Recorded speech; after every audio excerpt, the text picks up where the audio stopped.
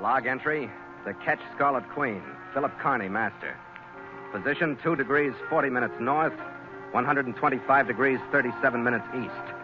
Wind brisk, sky fair. Remarks, departed Sangi Islands after fulfillment of promise.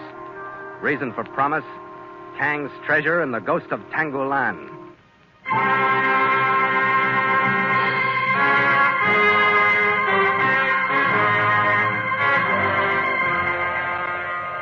It was 3 days out of Basilan, following the final sailing orders from my employer, Kuji Kang, that we raised the smoking island of Tangulan. It's a volcanic island, 8 miles square and uninhabited, rimmed by coral reef, its active crater grumbling intermittently and spewing out thick, gaseous smoke that hangs continually over the vicinity in a thick cloud. Reminded me of Iwo Jima, the most unpleasant island in my world, with its jumbled heaps of black sand and the complete lack of vegetation. But it was this island that had been drawing us like a magnet over thousands of miles of ocean. It was here that the Scarlet Queen would perform the duties she was originally built to perform.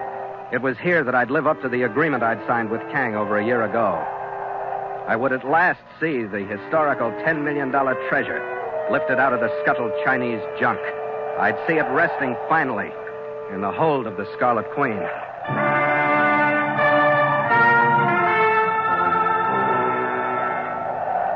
We stood around the northern tip of the island and saw the last of the sun as it disappeared behind the pall of smoke.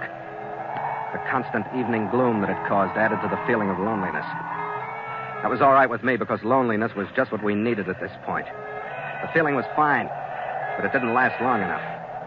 My crewman Nielsen, who was on lookout, broke the spell just as we approached the only reef passage marked on our chart. Hey, look here! What do you got, Nielsen? It's a red pole of the reef on the red side of the Pacific. Gallagher! Yeah, Skipper, I thought we were going to be alone on this blasted So island. did I. Take the wheel and hold away from the pass. I'm going forward to have a look.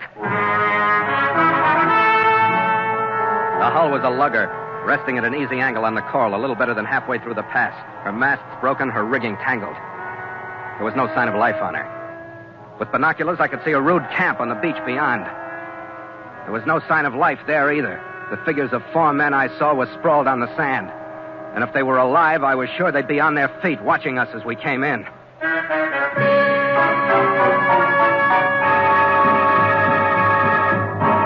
And so Mutual continues The Voyage of the Scarlet Queen, written by Gil Doud and Bob Tallman, and starring Elliott Lewis.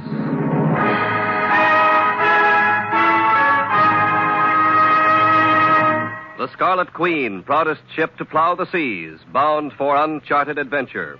Every week a complete entry in the log, and every week a league further in the strange Voyage of the Scarlet Queen.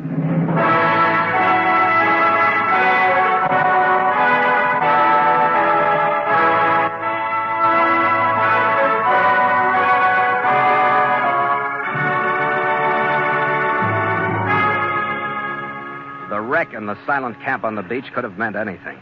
Tragedy that was coincidence, or a setup by Kang's archenemy, Constantino. I left the Queen outside the reef with Gallagher in charge. I put our small boat over the side, and Nielsen and I rowed in through the pass, over the quiet water of the lagoon, stepped out onto the white sand. The volcano rumbled now and then. Huge land crabs scudded away from the bodies as we approached the camp. Told a pretty plain story. 3 of the men lay on some black sand that had been scraped into a couch. The 4th lay a few feet away. Beside him was a medical kit. Just beyond his fingertips was a hypodermic syringe and needle. What do you make of it, Captain? Stay back, Nielsen. Whatever they died of wiped out the whole crew, including the doctor. Maybe it was a plague. Looks like it. There was something about this whole island that rubs me the wrong way. I know what you mean. Come on, let's get back to the ship.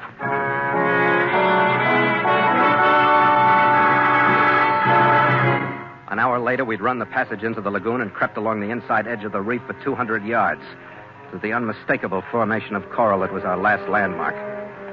We dropped the hook. We performed a maneuver that was the culmination of all the other maneuvers on the voyage of the Scarlet Queen. We drifted back, letting out anchor cable, until we reached a spot which, if the chart was correct and no one had beaten us to it, was directly over the hull that guarded Kang's treasure in the lightless, smoke-shadowed water 10 fathoms below. But the feeling of elation was completely foreign to the atmosphere of Tangleland. Gallagher and I stood at the rail, feeling the oppressiveness, the uneasiness, as night settled down over us, and the glow from the volcano's crater flickered weirdly on the cloud of smoke above. The atmosphere was bad enough, but Nielsen's hail made it worse. Skipper! Captain Carney! What, Nielsen? There was a light on the island, sir. Where? Yeah, there it is, up there. You see it? Yeah. What do you think it is, sir? Oh, there it's gone. Nielsen, go kill all our lights. Roll out the crew. Tell them to draw up a double anchor watches tonight. Yes, sir. That's an odd one, Skipper. What do you make of it? I don't know, Red. Could have been molten lava rolling down from the crater. What are you handing me? I never heard of lava flowing uphill like that light did. All right, then, you name it. You find 4 men dead from the plague on an unpopulated island. So, it must be a ghost. I hope it is, Red.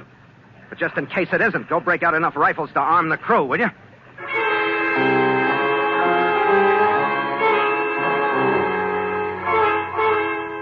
Gallagher and I split the night so that one of us was on deck all the time with 2 armed crewmen.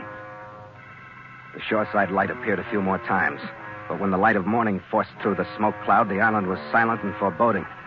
But that's all. We had breakfast and turned to on the most important day's work of the voyage. Hold a hand here. We'll rig the gear in the mainmast to handle both the diving platform and the cargo gear. Nielsen, you and Crowder fall to with me. We'll break out the diving gear and give the pump a try. Yes, sir. Platform's ready for you, Skipper. Good. Rig me that watertight flood lamp, Red. There's no sun getting down there. I'll need light. It's as good as rigged, Skipper. We stood at the rail and watched the big lamp sink slowly over the side, throwing a hazy green-tinted circle of light out into the clear water. Went down 3 fathoms, 4 fathoms, 5 fathoms, 6. Went down 7 fathoms, 7.5, and I stopped it. Hold it! Steady as it is on the light. Steady as it is. The circle of light had settled over the outline of the junk. It was leaning about 30 degrees to port, its after half and part of the main house crushed into a crevice in the coral. Its movable spars and rigging swinging uneasily in the current. It's there, Skipper. The whole blasted thing is there. Sure, it's there. Get the suit ready. Cola, get the suit on the platform. Crowder, stand by the winch. We're ready to go to work.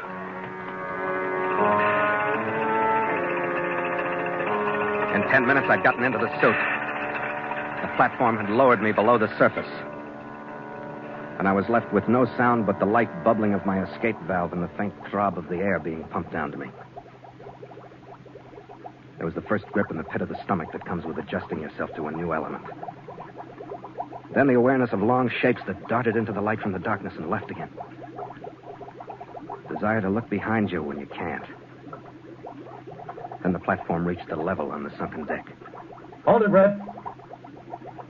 I stepped onto the sharp slant of the slippery deck. The passageway into the main house that held the treasure was blocked by a shoulder of coral. I made my way along its starboard side to a group of 3 portholes that let enough light in to show me the interior. I stood for a good minute, lost in the sight of what lay just a few feet away from me.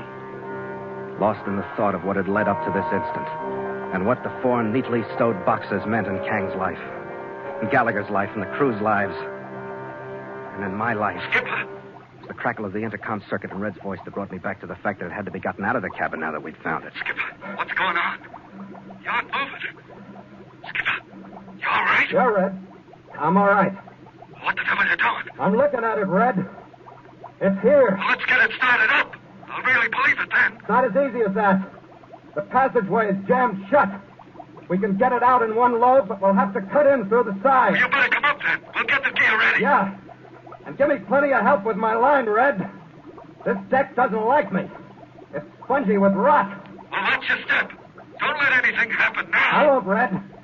This is the most cautious few feet I've traveled since the first time I walked at all. Sure. I'll bet you were killed, Skipper. So they tell me, mate. So they tell me. With the excitement of being on the verge of recovery, I don't think any of us took time to think of the night before or the ghost of Tangleland. Or at least no one mentioned it. And when it floated in on us, it was so silent that none of us knew. I'd gotten out of the diving suit, and we were grouped on the landed side of the deck, putting lines on the wrecking bars and saws and the rest of the cutting gear, and we didn't hear it until he pushed his head up over the side to see it and spoke. Who be you? Hey, it's got Skipper. Hey, put down the gun. I'll call my volcano down on the lot of you. Who are you? I'm poor Sam Brennan. How'd you get here? I hid behind a coconut log. Drifted down on you with the tide. Who be you? Phil Carney, captain of the ship. Was that you on the mountain with the light? Hey, can I come aboard, Captain? I have a hunger for Christian food, and I have a word for you. Bring him aboard. Keep your eye on him. 2 crewmen reached down, took him by each arm, and hauled him aboard. What came up over the rail did justice to the head that topped it. His hair was shaggy and shoulder-length, his face matted with wild beard. His body was gaunt, covered by a collection of wet rags that was part cloth, part skin, part seaweed. No makeup man in costume or anywhere could have done as well for the Ben Gunn character out of Treasure Island. We took him to the galley and opened a tin of hash for him. His wild, slightly vacant eyes flashed, and he fell to with a will with his right hand. Held out his left for me to see. The nails were raw, heat blackened. What be the cause of that, do you reckon? Now, wait a minute. Let's start farther back than that. Where'd you come from? Come from? My island. I've been a copra grower there before my volcano overflowed and burned out my groves and everything else. But I've been alone since then. Ben being 10 years ago. 10 years alone on that island? There's company enough there is. And the voices at night.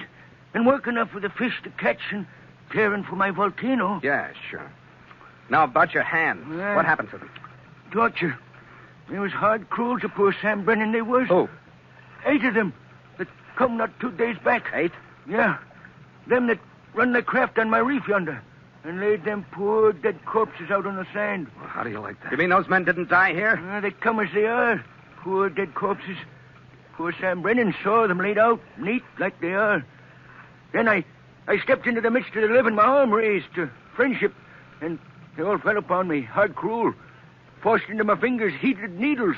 Leaving the marks that you see there, see? Pretty rough. Why did they do it, Sam? For my wisdom, no less. But I told them little. Only that I saw it sail in and saw no more. They'll get no talk from poor Sam Brennan with cruelty. So what sail in, Sam? The Chinese craft. We're lying over now. There you are, Red. Constantino. How'd they get it, Skipper? How'd they get here before How us? did they get any place? I'll tell you that and more. I've been at the side at night, moving here, moving there, covered by the growls of my volcano. They learned of my island from a servant in Basilan. Sure. We've been nicely suckered. That death camp set up so we wouldn't risk infection to look over the island. They sit there and watch us load the stuff on the Queen. Then what, Sam, do you know? This is what I know. There's a fast power yacht in the lagoon around the island on the far side of the pass. Inside the reef? Aye. That's great. And the wrecked ship at the reef passage is prepared with dynamite, no less, so that when you start to leave, a touch of the finger will topple it into the passage, and you'll be bottled up here at the mercy of that craft which is armed like a man of war. That I know. That poor Sam Brennan heard himself. Yeah, thanks for the dope, Sam. I take it they have a detonator set up on shore to blow the charge. How many men are with it? There'll be one alone. Rest be on the boat. If I took care of the ones on the boat, could you manage the one ashore? The one? Matched against the knights and my volcano and me? Oh, we'll manage him, we will. Good. One more thing, Sam. Will you go to the wreck with me before you go ashore? Aye. But I'll go the way you come. Wait a minute, Skipper. That's putting your head right into it, isn't it? Well, what else, Red? Well, that'll be bottled up here like fish in a glass tank. Yeah, we ought to be able to cut the wires to that dynamite before they get the idea that it's any more than a curiosity trip. They must have expected I that. hope you're right, Skipper. I'll have to take over the diving, Red. You take it. Work as fast as you can. Cut a 6-foot hole into that cabin, then it'll all come out in one load. The gear's all ready. Okay, Skipper, I'll do my best. That'll be good enough, Red. And be careful, huh? Me? You telling me to be careful?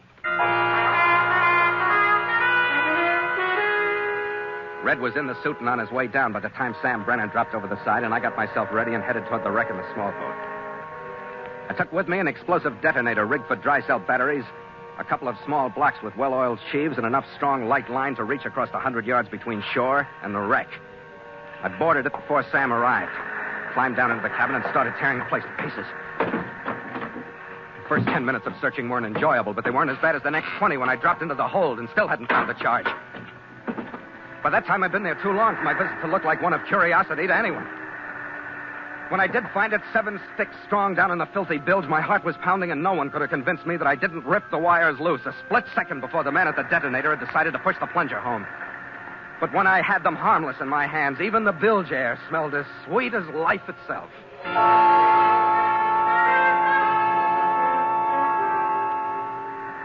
And what be your plan, Captain? All you have to do is go ashore, Sam, at the end of this line.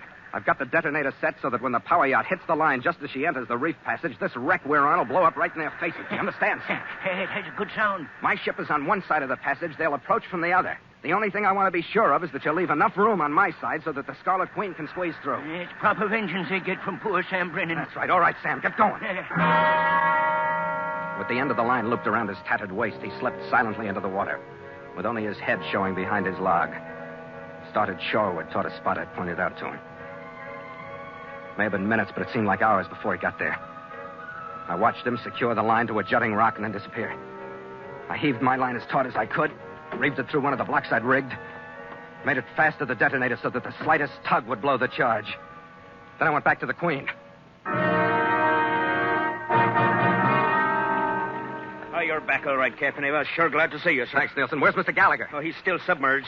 What's the trouble? Well, nothing now, sir. He was on his way up. The cargo's aboard, but the chief's line fouled, and we had trouble getting him out of the cabin of the junk. He was down too long. We didn't want to risk Ben's bringing him up faster than we should. We'll have to speed it up a little, Nielsen. Get on the intercom. Tell him I'm back, and he has to get up as fast as he can. Yes, sir. Kohler, stand by the windlass. I'll get the motor started, and we'll inch up on the anchor. We've got a taut cable, sir. We're over the hook. Over the hook! Nielsen, where's the diving platform? 4 fathoms down, sir. We'll have to have more speed. Tell Gallagher to hang on. We'll have to weigh anchor before we get him aboard. Anchor's away, sir. And coming up. Anchor's away! Where's the platform, Nielsen? 2.5 fathoms, sir. We'll have to forget pressure and everything else and get him aboard. Tell him that. Tell him the power boat expected is in sight about 1,000 yards off our bow. It was natural that it should show. We'd used too much time. Time enough for anyone to realize that something was wrong and decide to find out what. Anchor's in sight, sir. Nielsen! Platform's in sight, sir. So I stood there with my hand on the throttle, not able to open it, and watched the Constantino boat push its sleek bow around a point of land. She was moving slowly, still only inquisitive, still unable to see what was going on our decks. Anchor is up, sir. Secure the anchor! He's clear in the water, sir. The platform's clear. I waited another 30 precious seconds till Gallagher had been swung inboard. Then I opened the throttle. Our wake churned, and as we picked up speed, the Scarlet Queen built a bow wave that curled and gleamed milkily in the gloom. That bow wave was like a starter's gun to the power craft. She built a bigger one of her own as her throttle was open, and she picked up speed that made our pace look like that of a canal scow. I didn't have time for any kind of caution. When we covered half the distance of the pass, I swung toward the island, blind to the reefs or channels or depth, knowing only that I needed that swing to make the narrow lane between the reef and the tripcord that would blow the booby trap in the wreck. By the time I'd made the turn and straightened out for the run, the power boat had closed to within less than 100 yards of us, and the men aboard her opened up to stop us with every means they had. Take cover, men! Get down in the deck! Come after the cockpit, Red! Stand by to take the wheel in case I catch one of these things. Come on, Skipper! I crouched as low as I could and watched a series of bullet holes appear in the deck in front of me, and felt the splinters as another burst caught the mizzen boom above me. Can we do it, Skipper? I'll know in a minute, Red. We got 25 yards to go. They got about 60. You're awful close to the reef, Skipper. Yeah. The reef, Captain! They're going to scrape the reef! I eased a scant foot or two towards the line in the middle of the channel. By the time our bow slid by the reaching coral, the power boat was no more than 25 yards astern. Her range was point blank now, but that wasn't what I was worried about. Straight out into the pass, felt the first ocean swell lift our bow. Our stern swung to port in the current, and I fought it back with hard helm. Then I just hung on and hoped because there was nothing else to do.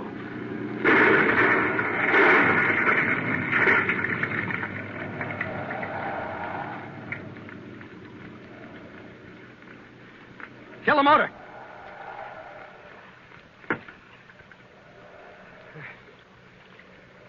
We made it, Red. Well, don't just stand there with your mouth open. Oh, aye, sir. Stand by to make sail! The crew crewmen took a while to pull their eyes away from the mangled wreck that the sleek power yacht had suddenly turned into. Her superstructure was torn to bits. She was afire and settling by the stern in the reef passage. Then they stumbled to their stations. Starboard sheet! Make sail! The mainsail climbed into the smoke-dulled sky. The jibs. Then the mizzen. And the Scarlet Queen, as though feeling the success herself, and the lifting of strain and tension, kneeled in thanks to her own gods, and leaned before the winds they sent her in answer to her prayer. It's aboard, Skipper. It's aboard, and we're out of there. It's aboard, Red. Well, you don't sound too happy about it. Happy? Red, I don't even believe it. Yeah, I kind of know what you mean, Skipper. After what's led up to it, it don't seem right just to pick it up like some bales of rubber or some sacks of rice and put it in a hole. Yeah, that's about it. But poor Sam Brennan can have his island. We're out of there. Yeah, that's a little hard to believe, too. But assuming that we are, where are we back? Back to Hong Kong to sign over the stuff we don't believe to Kang. A city, Skipper. Yeah, we've earned a celebration. And I can't think of a better place than Hong Kong. I don't see any reason for waiting till we get there, if you know what I mean. I think I do. Drink, Skipper? You do know? You're psychic. After you, mate. After you.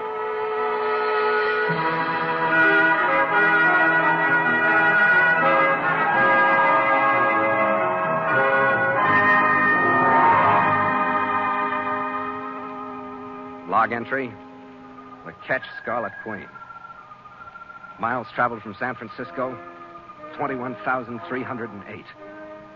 Wind brisk, sky fair. Carrying full sail. Ship secure for night. Signed, Philip Carney, Master.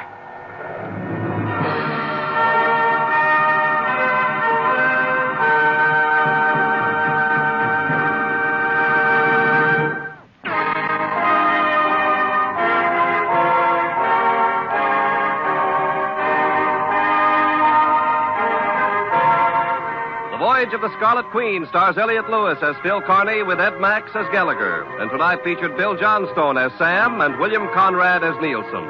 Music scored and conducted by Richard Orant. The Scarlet Queen, a Command radio production directed by James Burton, is written by Gil Doud and Bob Tallman.